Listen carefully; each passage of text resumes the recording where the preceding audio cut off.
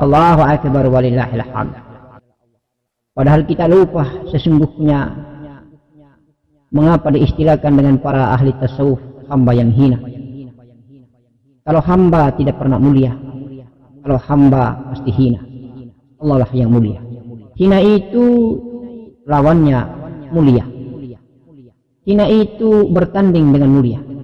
Hina itu berpasangan dengan mulia. Di mana tempat hina itu? Darah yang masih penuh dengan riba, hutang piutang. Darah yang penuh dengan kotoran dan dosa. Daging yang penuh kotoran dan dosa. Tulang yang penuh dengan kotoran dan dosa. Kulit yang penuh dengan kotoran dan dosa. Bicara penuh dengan kemaksiatan. Melihat dengan mata penuh dengan kemaksiatan. Mendengar penuh dengan pendengaran kemaksiatan. Dubur dan kemaluan penuh dengan kemaksiatan. Tangan dan kaki penuh dengan dosa. Subhanallah. Hari demi hari kita lalui.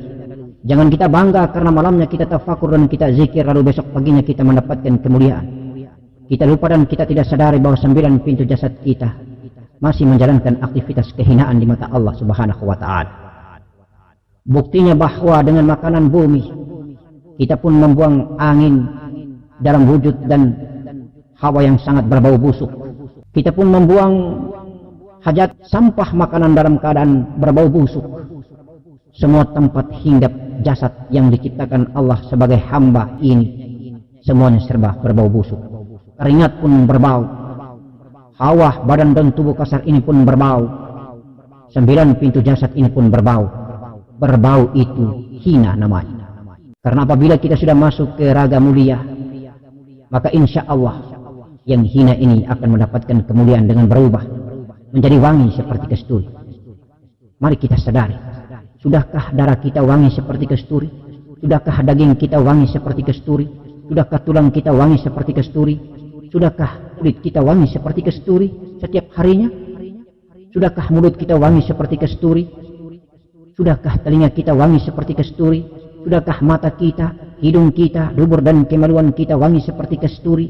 Wangi-wangi Allah, wangi-wangi Muhammad sallallahu alaihi wasallam, wangi-wangi ghaibiyah, wangi-wangi karomah dan inayah, wangi-wangi laduni karena Allah Subhanahu wa ta'ala, wangi-wangi Allah maka kamil mukamil tubuh kasar seseorang. Oleh karena itu, marilah sepanjang kita masih makan makanan bumi, minum minuman bumi, seluruh anggota dan unsur serta elemen tubuh kasar ini masih berbau busuk, hinalah kita di mata Allah Subhanahu wa ta'ala. Maka kita pantas belajar membersihkan dan mensucikan diri, karena kita akan bertemu dengan maha mulia, maha bersih, maha suci, karena Allah maha bersih, maha mulia, maha suci adanya. Allah, Allahu Allah. Jangankan Allah, para malaikat, ahli surga dan para wali-wali Allah, baginda Nabi Muhammad sallallahu alaihi wasallam, tubuh kasarnya mulia, kamil mukamil, karena seluruh anggotanya telah wangi seperti kasturi. Mungkin kita mendapatkan wewangian itu, dapatkan warik wewangian itu hanya sepenggal saja, sedikit saja. Nafas hidung inikah? Nafas mulut inikah? Atau mungkin elemen lain? Indahnya berbagi. Mari kita diskusikan tentang hina dan mulia ini. Semulia-mulia, sesuci-suci dan sebersihnya jiwamu, apa artinya kalau menghinggapi dan berada di dalam wadah raga dan jasadmu yang kotor? Lama-lama enggan dia menghinggap, kemudian dia akan kembali pulang ke negeri Allah secepatnya. Bagaimana mungkin kita mengharapkan jasad daripada setetes mani ini hadir di muka bumi menjadi seorang kekasih Allah, menjadi seorang ulama, menjadi seorang muballagh, menjadi seorang yang soleh dan soleha. Subhanallah. Harapan itu akan sirna. Oleh karena itu maka di dalam pelajaran ini membutuhkan ibadah batin yang bersih dan suci. Jangan sampai kita berlaku, berjubah, berserban, bermukenah di atas sajadah seperti orang saleh dan saleha, tetapi justru di atas ranjang. Ketika kita menanamkan bibit mulia, laqad halaknal insana fi ahsani taqwim, dari setetes mani ke dalam rahim istri kita, dalam keadaan perbuatan kita seperti binatang. Mengapa? Karena kita bertemu antara alif dan ba dalam titipan hawa nafsu dan syahwat bumi yang sangat dahsyat. Lalu kita lupa perbuatan kita pada saat itu disaksikan oleh Allah Subhanahu wa ta'ala. Lalu kita lupa mengingat, menyebut nama Allah. dalam kenikmatan Allah Subhanahu wa taala. La ilaha illallah Muhammadur Rasulullah. Oleh karena itu, jangan sampai kita belajar terbang terlalu tinggi, tetapi kita lupa dasar untuk kita melakukan tindakan penerbangan itu. Take off, landasan itu penting, karena landasan itulah menentukan segalanya. Syariat menentukan mi'rajnya baginda Nabi Muhammad sallallahu alaihi wasallam. Akhlakul karimah, adab dimanapun kita berada, ada merupakan titian dan tumpuan penerbangan kita menuju Allah dalam kemuliaan ataupun kehinaan. Inginkah kita jasad ini hancur dimakan tanah walaupun jiwa kita mulia? Tidak. Kita belajar di BMD ini, kita menginginkan kemuliaan itu datang bersama dan menyatu. Jasad pun dimuliakan Allah, jiwa pun dimuliakan Allah, karena Nur Muhammad telah menyatu. Nur Muhammad telah memeluk. Nur Muhammad telah meliputi dan mencintai jiwa dan raga sekalian. Insya Allah, mudah-mudahan kita diberangkatkan menuju Allah dalam sakaratul maut, kenikmatan mani. Kita datang dari kedua orang tua memberikan kita kenikmatan mani, maka kita pulang dalam kenikmatan mani. Jasad tiada, yang ada hanyalah setetes mani di atas kain kafan. Allahu akbar walillahil hamd. Tempat keluar masuknya perbuatan dosa, itulah yang harus kita jaga. 9 pintu atau pintu 9 itu merupakan lambang nyata, perbuatan nyata daripada jumlah rokaat solat atau jumlah waktu daripada solat 5 waktu kita. Apabila kita solat maghrib 3 rakaat ini di atas sajadah dengan sempurna, tapi keluar dari sajadah kita masih berbicara yang berdosa, kita menghirup napas di 2 lubang hidung ini masih berdosa, haram, napas-napas haram yang kita amalkan, maka sembahyang maghrib kita menjadi batal. Begitupun sembahyang isya, solat isya itu ada di mana di diri kita? Ada di 2 pandangan mata dan 2 pendengaran telinga. Apabila kita melaksanakan solat isya di atas sajadah dengan baik, kita berikrar dengan rapi, berjanji dengan Allah, inna salati wa nusuki wa mahyaya wa mamati lillahi rabbil alamin la syarika lahu bidzalika umirtu wa ana awwalul muslimun. Salatku, ibadahku, hidupku dan matiku hanya untukmu ya Allah, dan aku tidak pernah mensekutukan Engkau. Mudah-mudahan aku dimasukkan ke dalam golongan barisan orang-orang paling awal di barisan muslim, insya Allah. Tetapi keluar dari sajadah di waktu salat isya, kedua pandangan mata kita ini berdosa, kedua pendengaran telinga ini kita dengar dengan bicara-bicara yang tidak, maka Masya Allah, sembahyang isya kita menjadi batal. Kemudian di manakah letak sholat subuh? 2 rakaat itu ada di lubang dubur dan kemaluan. Kalau dubur kita itu penuh dengan tinja, insya Allah kemaluan kita penuh dengan perbuatan maksiat dan zina, maka setelah kita melaksanakan sholat subuh, batal sholat subuh kita itu. Kemudian duhur dan asar ada di mana? Duhur itu ada di 2 tangan dan ada di 2 kaki. 4 rakaat itu ada di 2 tangan dan 2 kaki. Kalau kedua tangan ini berbuat berdosa, kedua kaki berjalan melangkah ke tempat maksiat, setelah kita keluar dari sajadah, sembahyang duhur kita batal. Sembahyang asar, sholat asar berada di 2 mata kaki sebelah kanan, 2 mata kaki sebelah kiri. 2 mata kaki sebelah kanan dan 2 mata kaki sebelah kiri ini sebagai penuntun jalannya kaki, arahnya kaki ke tempat berdosakah atau ke tempat yang mulia di majelis Allah Subhanahu wa taala.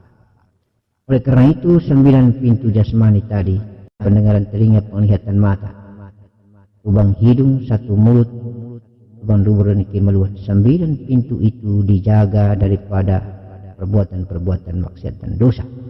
Kalau dijaga dengan baik, insya Allah, berarti ketika kita berzikir zahir, Allah membuat cahaya diri tubuh kasar kita ini menjadi cahaya Muhammad, menjadi sinar penuh dengan cahaya. Di gardu-gardu tempat stasiun adanya cahaya Muhammad. Darah kita bercahaya, daging kita bercahaya Muhammad, tulang kita, kulit kita bercahaya Muhammad, jantung berlimpah hati kita, paru kita bercahayakan cahaya Muhammad. Kemudian mari kita naik ke makom yang kedua, kolbi, kita berzikir hati. Maka sudah diketahui hati ini kita rawat dan kita jaga baik-baik, karena kalau ada kotoran dan penyakitnya tidak akan mampu disembuhkan oleh medis. Bagaimana mungkin medis mampu menyembuhkan, wahai anakku? Karena penyakit hati itu penyakit yang goib. Penyakit hati itu syahwat, sangka, iri hati, dengki, takabur, ujub, sombong, ria dan segalanya, dendam. Maka insya Allah penyakit hati ini disembuhkan satu-satunya alat dengan zikrullah, zikir qalbi. Orang mukmin itu adalah baitullah, rumahnya Allah, singgah sananya Allah.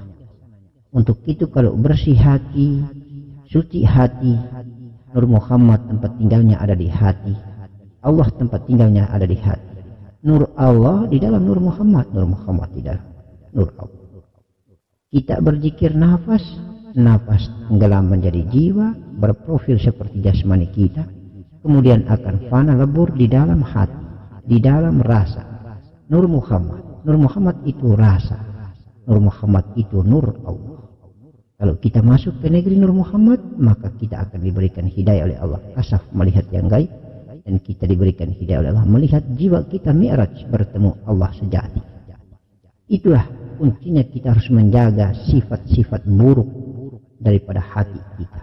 Bersihkanlah hati kita, tiadakanlah semua Tuhan-Tuhan lain. La ilaha illallah, la ilaha illallah. Tinggalkan Tuhan-Tuhan lain. Yang kita isi di hati kita hanya Allah semata, hanya Allah semata.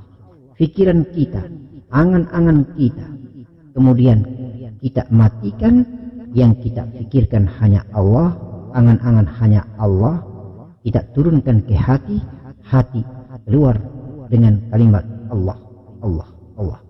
Kalau lahan atau ladang hati itu sudah bersih dan suci, maka Nur Muhammad bersinar, menyinari semua kondisi yang ada di fisik ini. Keluarlah suara Allah menyatakan dirinya, Allah, Allah, Allah, Allah. Kita dengar dengan kasar suara itu keluar daripada hati kita ini. Kemudian naik berikut, kita jaga makom nafas kita dengan zikir. Nafas inilah yang akan menghancur totalkan darah-darah kotor, daging, tulang dan kulit, membersihkan jasmani kita, membersihkan hati kita.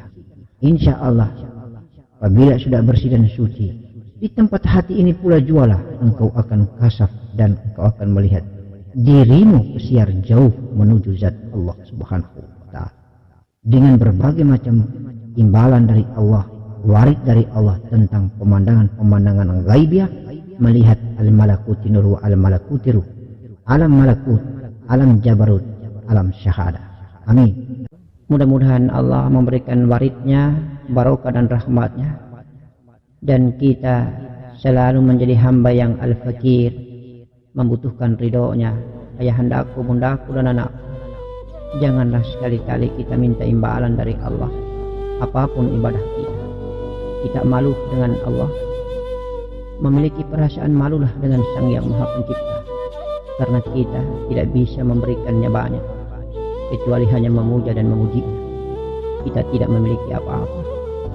Allah terlampau banyak memberikan kenikmatan kepada kita, dan insya Allah kenikmatan itu jualah yang akan Allah buktikan pada saat kita di akhir hayat nanti, melepaskan sakaratul maut dengan nikmat la billah.